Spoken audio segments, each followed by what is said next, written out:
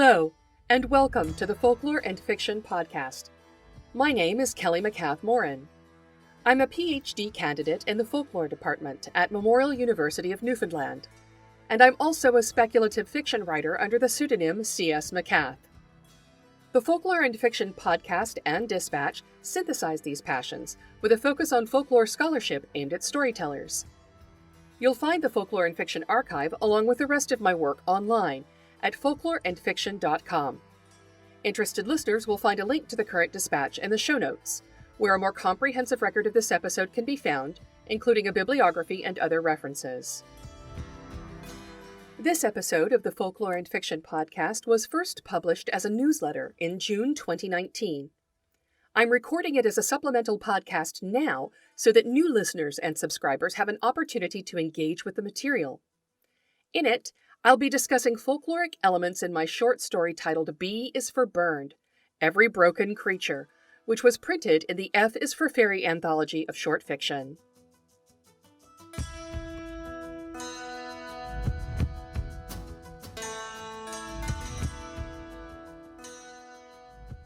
An excerpt from the story. Among the humans, it was said that Odin once guided the mighty eight-legged steed called Sleipnir too close to the earth, and where his great hoof grazed the ground, Ausbergi Canyon came to be.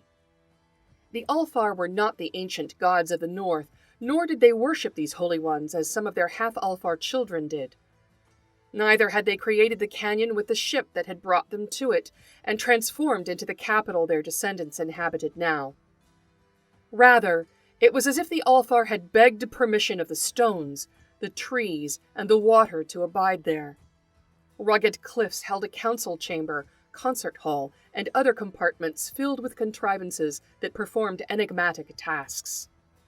Stands of birches bent together with the help of artful silverwork to become dwellings. Tall spires draped in lichen brought water up from beneath the valley floor to rain on the gardens. It was a city only the Alfar understood fully, a refuge for people who had transmuted both their bodies and their science to suit the place they had come to inhabit, whose true appearances, names, and histories were only spoken amongst themselves, and whose gods, if indeed they had any, were inscrutable as those who worshipped them and belonged to the distant star from whence they had all come. The folklore behind the fiction. Ausbergi Canyon, Shelter of the Gods. Before the first settlers came to Iceland, the place that would become Ausbergi Canyon was the site of a glacial river. As rivers do, it carved the distinctive horseshoe-shaped geological formation Icelandic mythology would later attribute to a misstep on the part of Odin's eight-legged horse Sleipnir, whose hoof imprinted the ground there when he flew too low across the sky. A placard posted at the head of a canyon trail tells both tales. Likewise, two narratives occupied my thoughts as I hiked down to Bottinsjorn Pond, up the cliffside to a wide ledge, and then across the park through an educational plant walk peppered with information about the flora growing there. My inner conservationist was awestruck and careful to go gently on the land.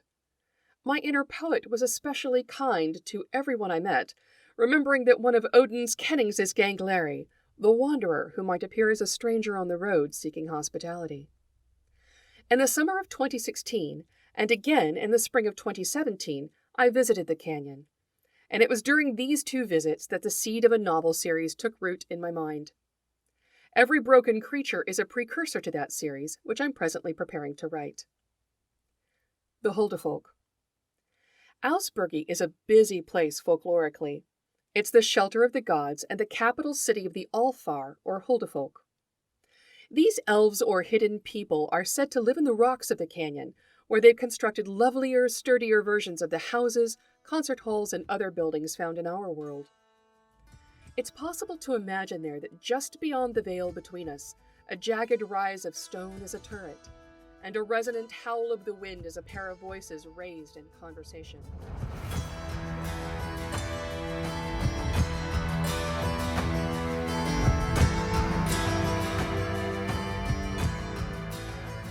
This episode of the Folklore and Fiction Podcast is a preview, and you can listen to the full episode on the Folklore and Fiction website.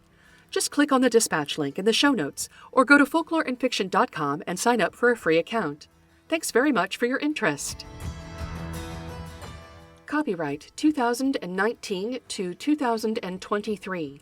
Kelly S. MacCath-Moran. All rights reserved unless Creative Commons licensing is specifically applied.